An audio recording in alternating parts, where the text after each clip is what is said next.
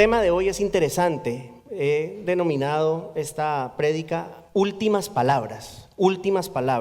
Y por lo general cuando una persona está a punto de morir, ¿cierto? Cuando una persona está a punto de morir, si esa persona tiene la posibilidad de hablar, esas últimas palabras son significativas, son importantes. Hay quien manifiesta su amor a sus seres queridos cuando tiene la posibilidad de hacerlo por última vez. Hay personas que dan consejos importantes para la vida a aquellos que aman. Hay personas que aprovechan esas últimas palabras para pedir perdón, de repente a alguien a quien han ofendido. Y como en todo hay excepciones, y digo hay excepciones porque yo me puse a mirar en esta semana últimas palabras de personas, ¿no? Y alguien decía, vi por ahí las últimas palabras de un señor, dijo, quiero un helado. Entonces digo, hay excepciones.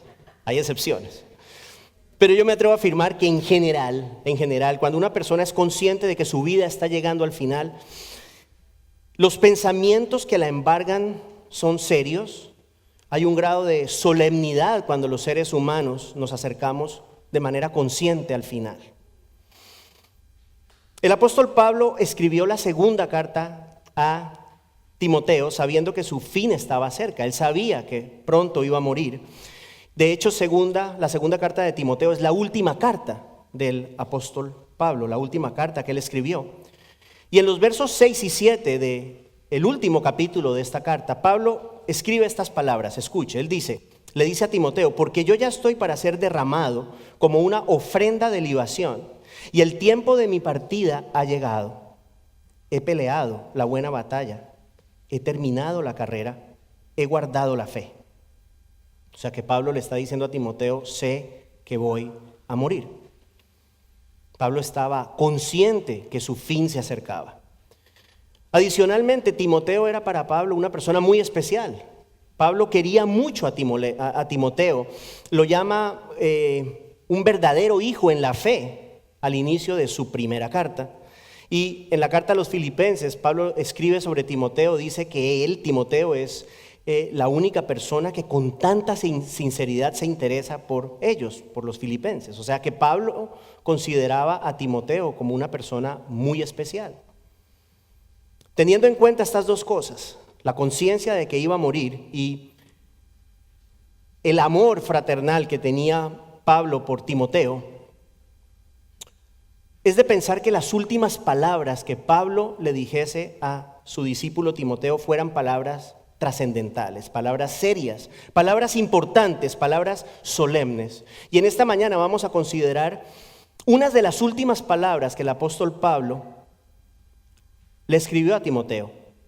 Y son unas palabras en las cuales el apóstol le hace un encargo muy especial, un encargo vital. Nuestro texto de hoy lo encontramos en la segunda carta de Pablo a Timoteo, capítulo 4, los versos 1 y 2, solamente los versos 1 y 2, segunda de Timoteo 4, versos 1 y 2, pongámonos en pie un instante, por favor, para leer la palabra de Dios. ¿Está muy alto el micrófono? ¿Está bien? Segunda de Timoteo 4, versos 1 y 2. Dice el Señor, en la presencia de Dios y de Cristo Jesús, que ha de juzgar a los vivos y a los muertos por su manifestación y por su reino, te encargo solemnemente, predica la palabra.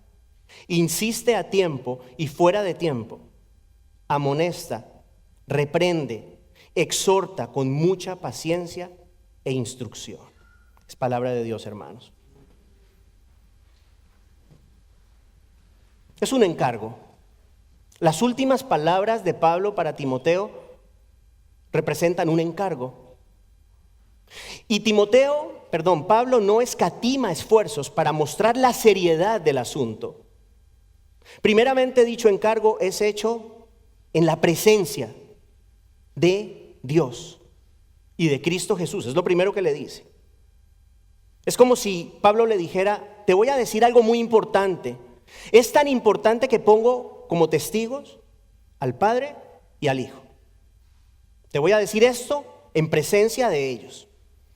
Y luego el apóstol enfatiza aún más la seriedad del encargo que está por hacerle a Timoteo, haciendo una afirmación con respecto a uno de los dos testigos, al Señor Jesucristo, mire lo que dice. Dice que Jesucristo ha de juzgar a los vivos y a los muertos por su manifestación y por su reino. Es delante del Padre y delante del juez Jesucristo que Pablo se dirige a Timoteo.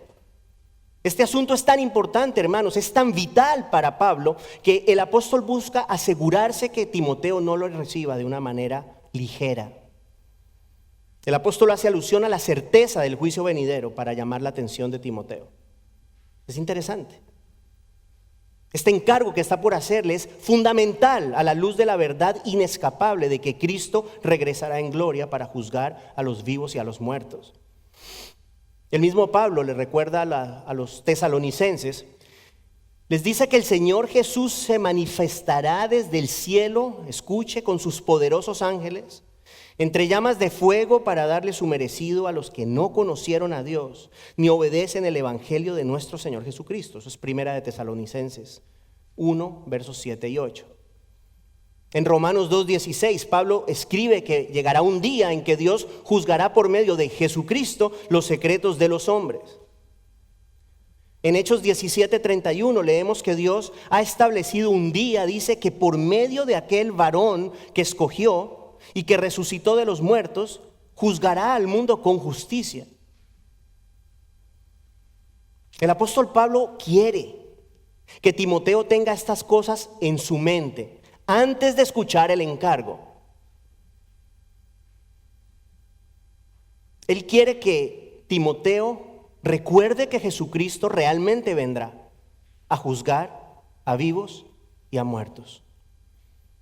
¿Por qué decimos esto? Porque toda persona va a dar cuenta al Señor, todos. Dice Pablo que dicho juicio se manifestará, en este pasaje dice, por su manifestación y por su reino. ¿Qué podemos decir de la manifestación? La manifestación hace alusión al regreso, la segunda venida de Cristo. Y ese segundo regreso, esa segunda venida del Señor Jesús va a ser con un despliegue de gloria tan grande que el monte de los olivos se va a partir en dos, según Zacarías 14:4. Vino primero como un bebito, no va a regresar como un bebito, va a regresar en gloria. Luego habla Pablo en este pasaje del reino, la manifestación y por su reino. El reino obviamente hace alusión al tiempo cuando el Señor Jesucristo reinará en persona aquí en la tierra.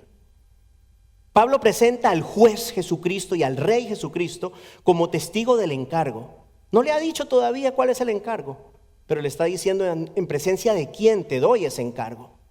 Del juez, de aquel que sin duda vendrá a juzgar a vivos y muertos. Y como si no fuera suficiente para enfatizar la importancia del encargo que está por darle, antes de darle el encargo le dice que se lo hace de una manera solemne. Solemnemente.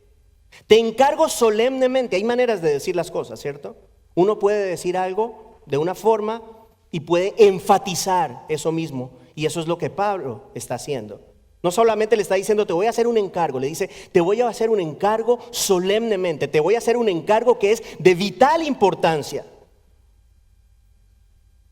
Puesto en otras palabras, ¿qué le dice Pablo a Timoteo? Le dice, en presencia del Padre y de su Hijo, que es el juez y el Rey Jesucristo, que con toda certeza vendrá a juzgar a toda persona y quien reinará sobre este mundo, Timoteo, te voy a hacer un encargo de la más alta importancia. Eso es lo que está diciendo. Últimas palabras que son importantes. Tengamos presente, Timoteo era un pastor. Timoteo era el pastor de la iglesia en Éfeso, en la ciudad de Éfeso. Y Pablo era su mentor. De todas las cosas que Pablo hubiese podido decirle a Timoteo antes de morir, el apóstol eligió hacerle un encargo. Le hubiera podido decir cualquier cosa, tantas cosas importantes, pero él elige hacerle un encargo. Verso 2 de nuestro pasaje. Predica la palabra. Insiste a tiempo y fuera de tiempo, amonesta, reprende, exhorta con mucha paciencia e instrucción. Últimas palabras. Ahí tenemos unas de las últimas palabras de Pablo para Timoteo. Y más que un consejo, es una orden, es un imperativo.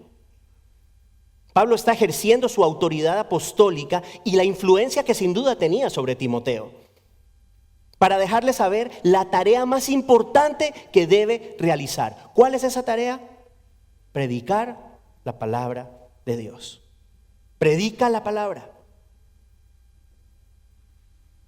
Repito, hay tantas cosas que son de importancia en la vida ministerial, tantas cosas.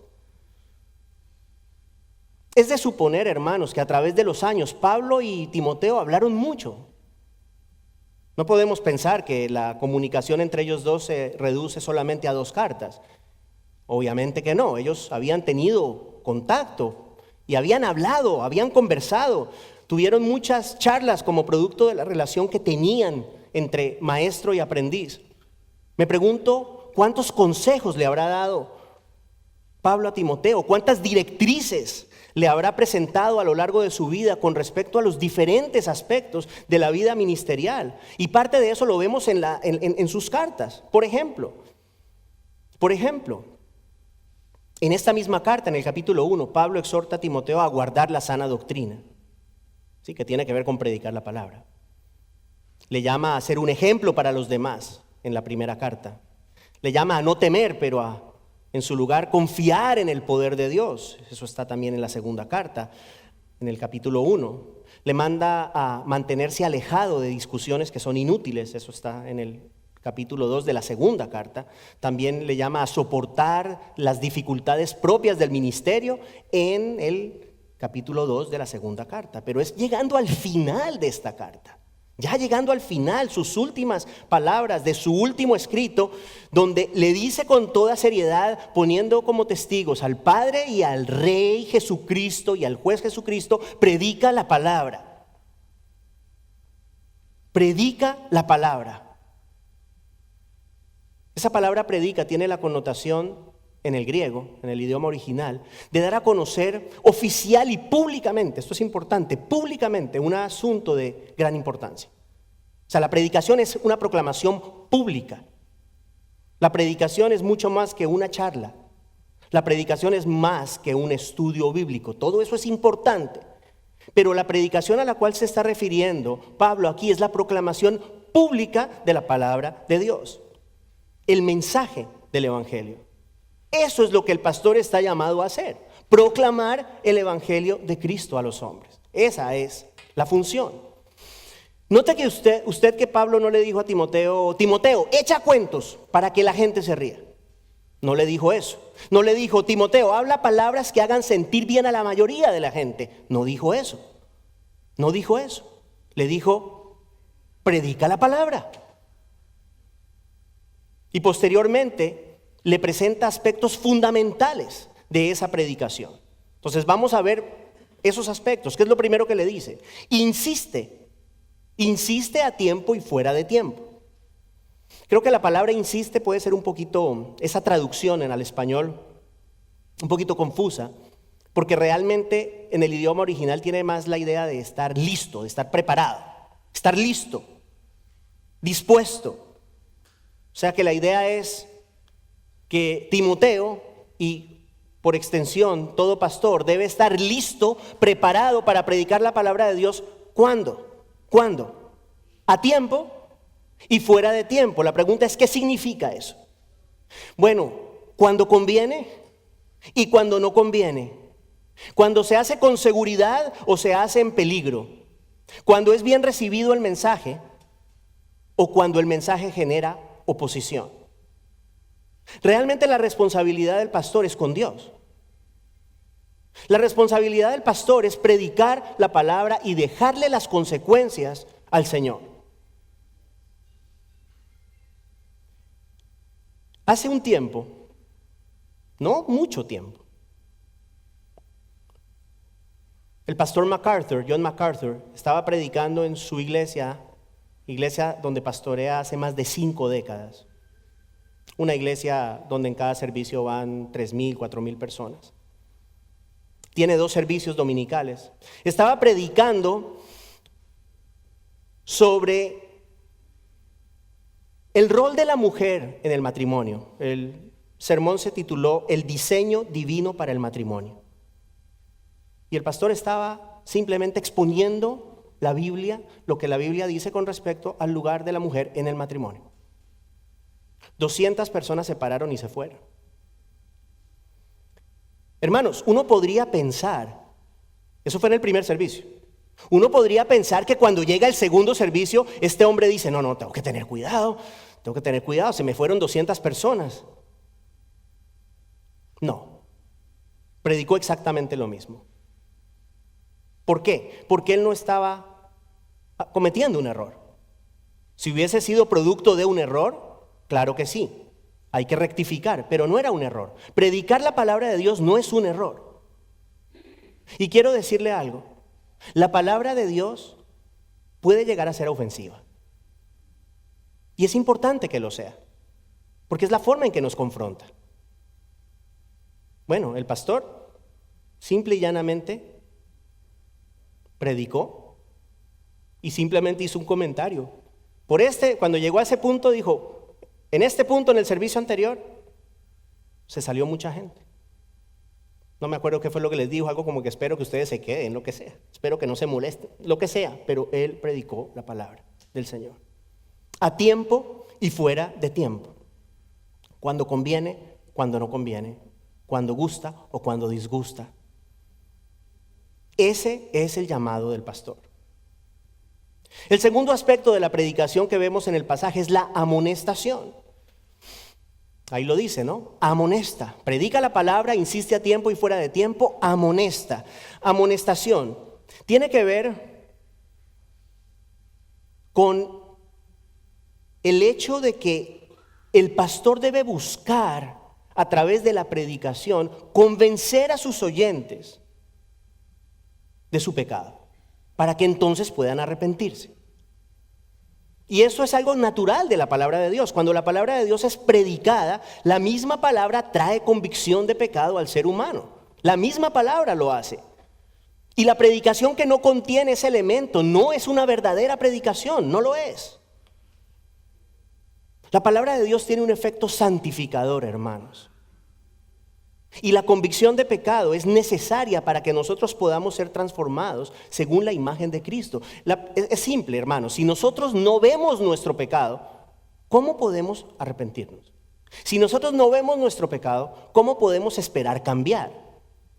La palabra de Dios se encarga de mostrarnos con su luz nuestras imperfecciones. Y eso es bueno. No es agradable, pero es saludable. Si no se despertara en nosotros la conciencia de nuestras faltas, hermanos, como ya les dije, no hay lugar para el arrepentimiento. Por eso Pablo le dice a Timoteo, amonesta. ¿Cuál es el punto? Bueno, mientras la palabra de Dios es predicada con fidelidad y con precisión, ella misma se encarga de despertar nuestra conciencia de pecado y producir arrepentimiento. Todas estas cosas provienen de Dios. Quiero que sepa eso. El arrepentimiento genuino es dado por Dios. Y lo hace a través de su palabra. Luego el siguiente mandato de Pablo con respecto a la predicación es la reprensión. A nadie le gusta esa palabra. A nadie le gusta. ¿Qué es la reprensión? La reprensión tiene que ver con la advertencia, tiene que ver con la censura de una manera firme con el propósito de corregir una conducta incorrecta. Quiero decirle que eso es parte de la función de un verdadero pastor. Corregir la conducta incorrecta en la iglesia. El propio Pablo reprendió duramente a la iglesia de Corinto, por ejemplo. La iglesia de Corinto estaba tolerando internamente un caso de inmoralidad sexual. Y escuche lo que Pablo les escribe en 1 Corintios 5, los versos 1 al 5, no está en la pantalla, escuche, porque es un poquito largo. Les dice, en efecto se oye que entre ustedes hay inmoralidad. Y una inmoralidad tal como no existe ni siquiera entre los gentiles. al extremo de que alguien tiene la mujer de su padre. Y ustedes se han vuelto arrogantes en lugar de haberse entristecido, para que el que de entre ustedes ha cometido esta acción fuera expulsado de en medio de ustedes. Pues yo, por mi parte, aunque ausente en cuerpo, pero presente en espíritu, como si estuviera presente, ya he juzgado al que cometió tal acción. En el nombre de nuestro Señor Jesús, cuando estén reunidos y yo con ustedes en espíritu, con el poder de nuestro Señor Jesús, escucha esto, entreguen a ese tal a Satanás para la destrucción de su carne, a fin de que su espíritu sea salvo en el día del Señor. La idea aquí le está diciendo, es preferible que este hombre se muera, ¿cierto? Se muera antes de que siga pecando y su salvación pueda estar en peligro, es la idea. Pero ¿cuál es el punto aquí? Esa es la reprensión. Pablo reprendiendo públicamente a una iglesia. El pastor no debe minimizar el pecado, hermanos. Por el contrario, debe confrontarlo. Yo sé que eso no es popular. Yo sé que eso en nuestro día prácticamente no se ve. No se ve.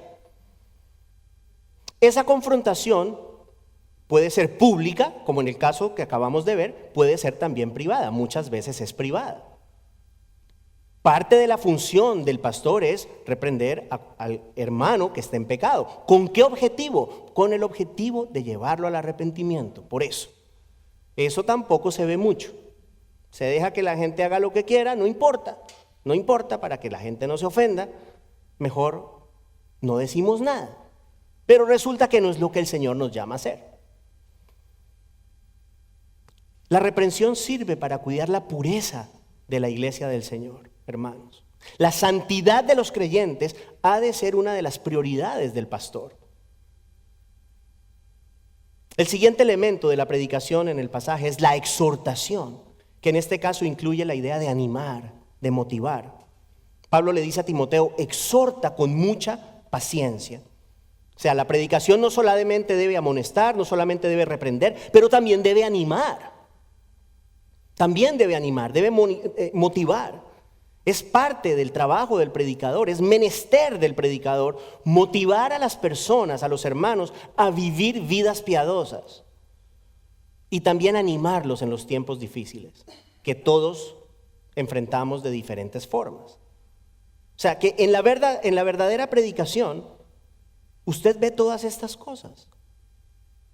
La verdadera predicación anima a vivir en santidad. La verdadera predicación motiva en los tiempos de prueba. Le doy ejemplos. Efesios 4, Pablo llama a la iglesia de Éfeso a vivir en santidad. Les dice esto: con respecto a la vida que antes llevaban, se les enseñó que debían quitarse el ropaje de la vieja naturaleza, la cual está corrompida por los deseos engañosos, ser renovados en la actitud de su mente y ponerse el ropaje de la nueva naturaleza, creada a imagen de Dios, en verdadera justicia y santidad.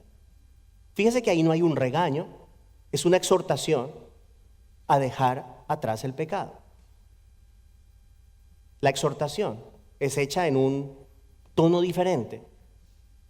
Es parte de lo que la palabra de Dios hace y es parte de lo que el pastor debe hacer con la iglesia. ¿Y qué decir de los tiempos de prueba? Todos necesitamos que se nos anime en los tiempos de prueba, todos. Y hermanos, la Biblia es una gran fuente de ánimo en los momentos de prueba. Por ejemplo, el Señor Jesús nos dice, en mí tienen paz, ¿cierto? En mí tienen paz. ¿Por qué? Porque aun cuando en el mundo haya aflicción, ¿qué nos dice Él? Tranquilos, yo he vencido al mundo. Eso genera paz, ¿cierto? Genera confianza. ¿Qué decir de Romanos 8:28? Sabemos que para los que aman a Dios, todas las cosas cooperan para bien. Esa es una gran promesa. La palabra de Dios nos da esa certeza de que Dios dispone todo para el bien de aquellos que le aman. Y esa es una gran alegría en momentos de dificultad. ¿Qué tal cuando el apóstol Juan, en Apocalipsis, nos recuerda que en el futuro, en la eternidad, dice, ya no habrá muerte, ni más llanto, ni lamento, ni dolor? Apocalipsis 21:4. O sea, en los momentos difíciles, estas verdades nos alegran el alma, nos traen un gozo. Pablo afirma en Filipenses 3:20 que nuestra ciudadanía está ¿dónde? En los cielos. Todo eso motiva y todo eso es parte de la predicación. ¿Qué decir de cuando Jesús dijo que ha ido a preparar un lugar para nosotros en la casa de su Padre? Todo eso nos motiva, nos anima. Son solamente unos ejemplos, nos motiva. Pero lo que yo les quiero decir a ustedes, hermanos, es que la palabra de Dios contiene todos estos elementos. La predicación contiene todos estos elementos. La predicación contiene amonestación, reprensión, es insistente. El pastor tiene que estar listo, preparado para hacerlo siempre, pase lo que pase, en cualquier circunstancia. ¿Sí? La predicación hace todas esas cosas y genera también exhortación. Anima a las personas. Todo esto está implícito en la predicación. Predicar la palabra implica enseñar todo el consejo de Dios. Todo el consejo de Dios. Porque si enseñamos todo el consejo de Dios, cuando llegamos al momento en que Jesús dice, he ido a preparar un lugar para ti, nos regocijamos. Gracias, Señor. Gracias, Señor, porque has ido a preparar un lugar para mí. Cuando Pablo dice, somos ciudadanos del cielo, gracias, Señor. Gracias, porque soy un ciudadano del cielo. Cuando Pablo dice, Juan dice, no, en el futuro, en la eternidad, no habrá llanto, no habrá dolor, no habrá sufrimiento. Gracias, Señor. Gracias, Señor, porque mi sufrimiento es pasajero.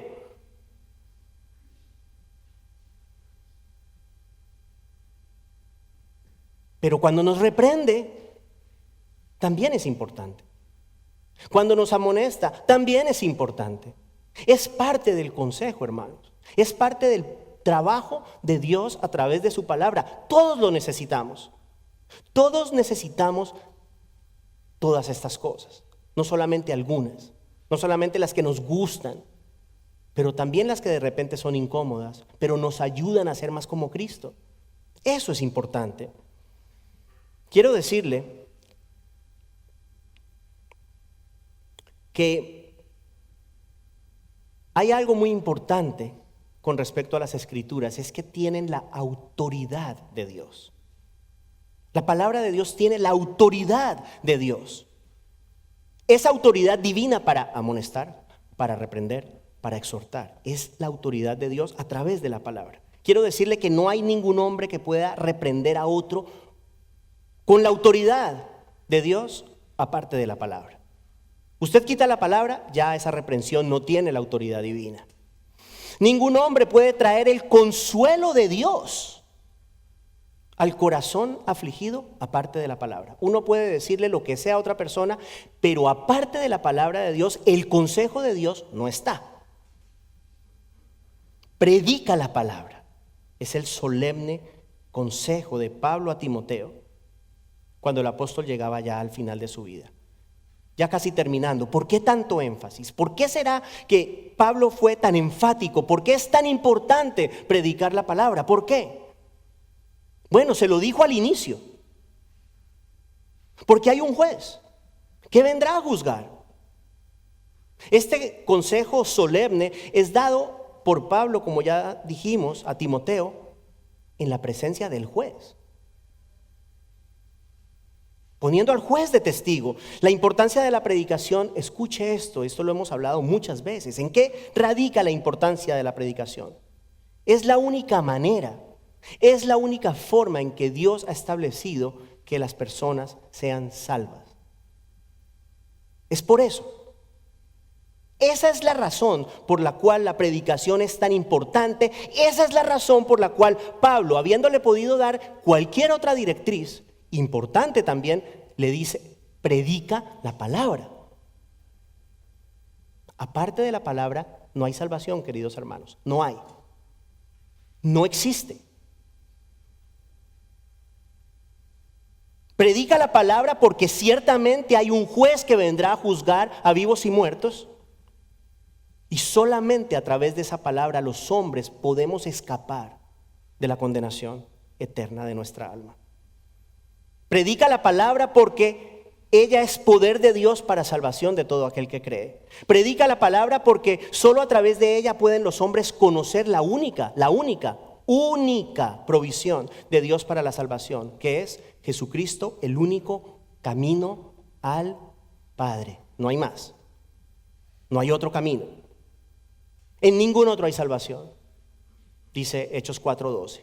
En ningún otro hay salvación, porque no hay otro nombre bajo el cielo dado a los hombres en el cual podamos ser salvos. Por eso es que Pablo le dice a Timoteo, Timoteo, predica la palabra. Ya me voy a morir. ¿Qué te puedo decir? De todo lo que pudiera decirte, escojo decirte, predica la palabra. Predica la palabra. Hermanos, hay muchas cosas en el ministerio que son importantes. En el ministerio de la iglesia hay muchas cosas que son importantes, pero yo quiero decirle a usted que la columna vertebral de una iglesia genuinamente eficaz es la predicación de la palabra de Dios. De ahí sale todo lo demás. Si en el púlpito no está la autoridad de la palabra de Dios, usted puede tener una iglesia llena de gente y una iglesia completamente ineficaz e incluso perdida. Es vital la palabra de Dios. Es fundamental la palabra de Dios. No hay un sustituto para la palabra de Dios. Y es por eso, hermanos, es por eso que estamos llamados a predicar cuando es seguro hacerlo, pero también cuando puede costar la vida, a tiempo y fuera de tiempo, cuando conviene y cuando no. Y yo quiero decirle que esas palabras a mí realmente me ponen a pensar. Porque yo pensaba cuando estaba escribiendo este mensaje, se me vino a la mente pensar que es fácil ser pastor aquí en este país. Es fácil. Si se pone a pensar, entre comillas, es fácil. Porque por lo pronto no tenemos mayor persecución, mayor dificultad. ¿Qué tal que yo estuviera en un país donde hay persecución? ¿Qué tal que el Señor me hubiese llamado a mí, en lugar de ser pastor en Miami, a ser pastor, no sé, Corea del Norte, China? En serio, hermanos, ustedes se ríen, pero es verdad. Porque si eso hubiese sido así, el llamado es el mismo. El Señor me está diciendo, predica la palabra a tiempo y fuera de tiempo. Usted imagínese que cada vez que nos reuniésemos aquí, corriéramos el riesgo de que alguien entrara y nos matara. Yo pregunto, hermanos, si eso fuera así, primeramente me pregunto, ¿estaría yo aquí parado? Espero que sí. Espero que sí. ¿Cuántos estaríamos aquí hoy? Si fuese peligroso venir a la iglesia, ¿quién hubiese venido hoy? En China hay iglesias llenas, subterráneas, personas que se reúnen de manera a escondidas, llenas de gente, alabando al Señor, con un fuego, con un amor, con una pasión, con una fe, que a nosotros nos falta mucho. Predica a tiempo y fuera de tiempo. ¿Qué le voy a pedir hoy?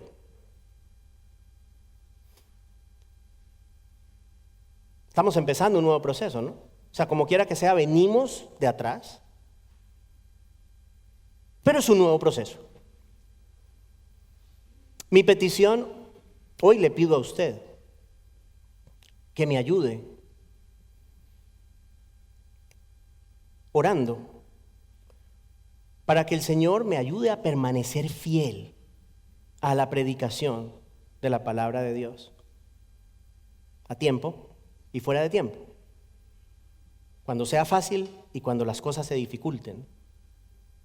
En todo momento estar listo, estar preparado a predicar la palabra de Dios. ¿Cuál es la convicción detrás de esto?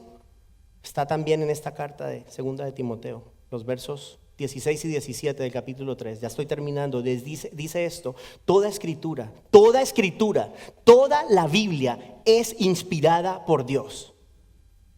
Es la palabra de Dios y es útil para enseñar, para reprender, para corregir, para instruir en justicia, a fin de que el hombre de Dios sea perfecto, equipado para toda buena obra. Hermanos, ya les dije, no hay un sustituto para la palabra de Dios. Solo ella nos santifica, solo ella nos prepara para vivir vidas de servicio al Señor. Las últimas palabras de un hombre como Pablo no podían ser intrascendentes, no podían serlo.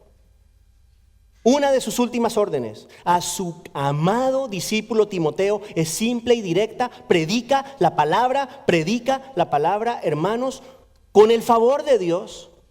En esta nueva iglesia seguiremos acatando el mandato del apóstol Pablo, que como ya dijimos es extensivo a todo hombre que ha sido encargado a pastorear la iglesia de Dios.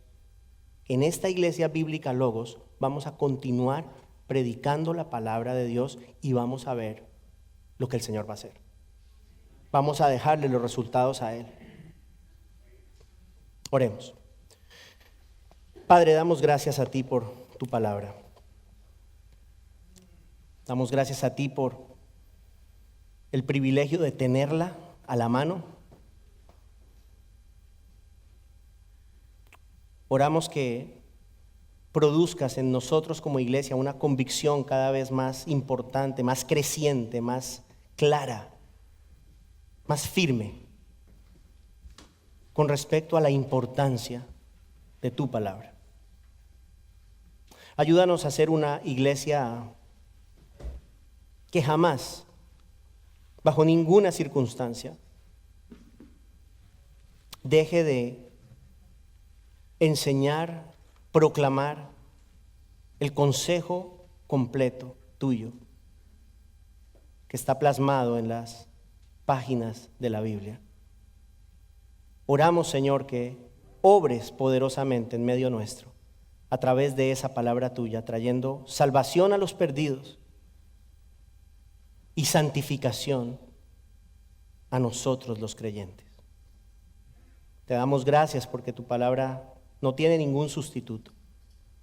Y oramos, Señor, que hagas maravillas a través de ella en medio nuestro. En el nombre de Jesús oramos. Amén.